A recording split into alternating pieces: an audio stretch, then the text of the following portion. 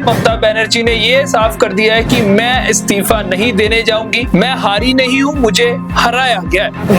मेरे साथ मारपीट करी गई, मेरी पीठ में लात मारी गई, मेरे पेट में लात मारी गई। मेरे जो वर्कर थे, जो टीएमसी के वर्कर थे, उनको काउंटिंग सेंटर में जाने नहीं दिया गया। वहां पर बाहरी गुंडों के द्वारा सारे काउंटिंग सेंटर को हैक कर लिया गया। बंगाल में ममता बनर्जी की जबरदस्त करारी हार हुई है, जिसमें बीजेपी पहली बार बनने जा रही है बंगाल में बहुमत से पूरी सरकार। तो इसी पर आज ममता बनर्जी की तरफ से एक बड़ी प्रेस कॉन्फ्रेंस करी गई। पहली प्रेस कॉन्फ्रेंस हार के बाद मीडिया से रूबरू हुई और हार के बारे में बताया, जिसमें ममता बनर्जी ने बीजेपी पर 5 बड़े आरोप लगाए। आपको उसी के बारे में हम बताएंगे, जिसमें सबसे पहले ममता बनर्जी ने यह साफ कर दिया है कि मैं इस्तीफा नहीं देने जाऊंगी और मैं राजभवन में अपना इस्तीफा नहीं दूंगी, क्योंकि मैं हारी नहीं हूं, मुझे हराया गया है।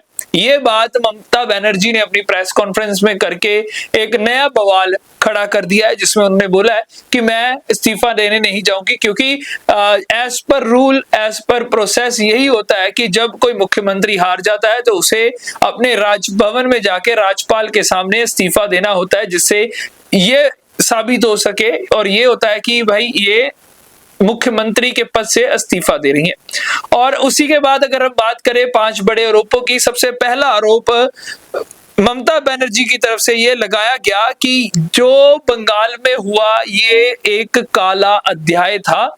अपनी हार को अब ममता बनर्जी ने एक काले अध्याय में बदलने की कोशिश कर रही हैं और इसमें ममता बनर्जी ने कहा कि इतिहास खुद को दोहराएगा। जब भाजपा केंद्र में सत्ता में नहीं होगी तो हालात उन्हें भी यही झेलने पड़ेंगे। तो सीधी सीधी कह सकते हो कि चेतावनी या वार्निंग ममता बनर्जी ने पीएम मोदी या पूरी भाजपा को दे दिया कि जब आप सत्ता में नहीं रहोगे तो हम भी आपके साथ ऐसे ही हालात करेंगे। उसके बाद ममता बनर्जी ने कहा कि मैं एक आजाद चिड़िया हूं, मैं अपने ढंग से ही काम करूंगी। ममता बनर्जी ने सबसे बड़ा आरोप यह लगाया कि काउंटिंग सेंटर में मेरे साथ मारपीट करी गई, मेरी पीठ में लात मारी गई, मेरे पेट में लात मारी गई और साथ में मेरे जो वर्कर थे, जो टीएमसी के वर्कर थे, उनको काउंटिंग सेंटर में जाने नहीं दिया गया।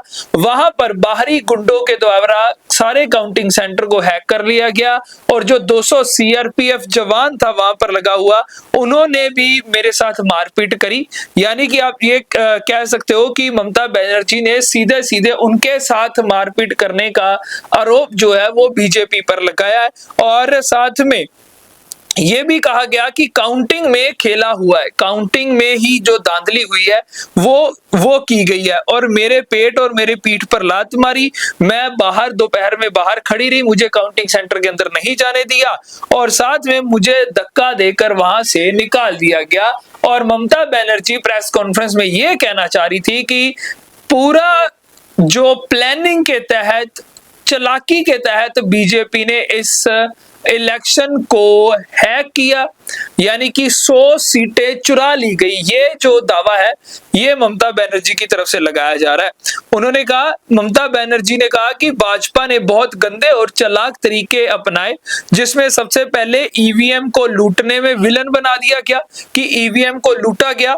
उसके बाद एसआईआर के नाम पे 90 लाख वोटें जो है वो काट दी गई और इसी पर ही लड़ाई लड़ते हुए हाई कोर्ट, सुप्रीम कोर्ट जाकर 35 लाख वोट दोबारा बनवाई गई, जिससे भी इनको बहुत नुकसान हुआ। और इतना ही नहीं, ममता बनर्जी ने यह तक बोल दिया कि चुनाव आयोग के साथ मिलकर भाजपा ने ये इलेक्शन जो है वो लूटी हुई है। ममता बनर्जी ने कहा कि चुनाव आयोग के साथ मिलकर 93 लाख लोगों के नाम काट दिए गए, गिरफ्तारियां करवाई गई हमारे वर्करों की और साथ में जो बात थी कि लोकतंत्र के अधिकारों में ईवीएम को भी लूटा गया।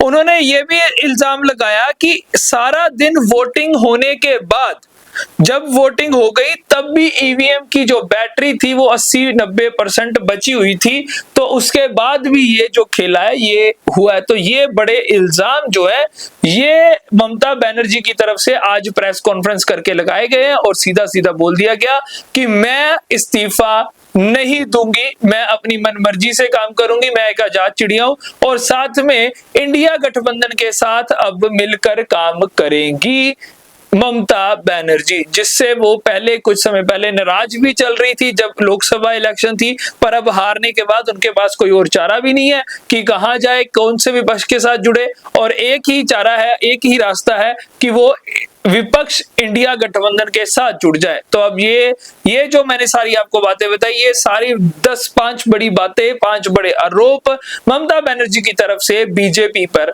लगाए गए। आपका क्या कुछ कहना है, आप भी कमेंट करके जरूर बताइए।